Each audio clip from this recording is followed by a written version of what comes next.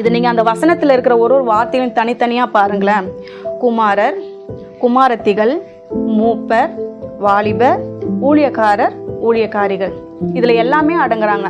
குமாரர் குமார்த்திகள் ஒரு 10 வயசு ஒரு 15 வயசுக்குள்ளே அடங்குவாங்க. வாலிபர் 16லேருந்து 30 வயசுக்குள்ளே அடங்குவாங்க. அப்போ மூப்பர்னு பார்க்கும்போது 30 வயசுலேருந்து ஒரு 70-80 வயசு வரைக்கும் அடங்குவாங்க.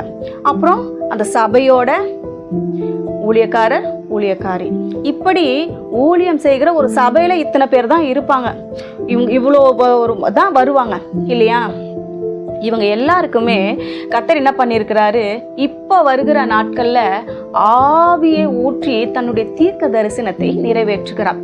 இது கடைசி காலம், இது கிருபையின் காலமாக இருக்கிறது. கர்த்தருடைய ரகசிய வருகைக்கு பிறகு இந்த உலகம் உபத்திரவ காலத்துக்குள்ள கடந்து போகிறது. இந்த கிருபையின் காலம் முடியறதுக்குள்ளாக, கிருபை என்பது என்னன்னா, தகுதியே இல்லாத ஒருவர் மேல் கர்த்தர் வைக்கிற அன்புக்கு பேரு தான் கிருபை, அவர் ஊற்றுகிற கிருபை. அது இல்லைன்னா ஒரு மனுஷனால நிலை நிற்கவே முடியாது.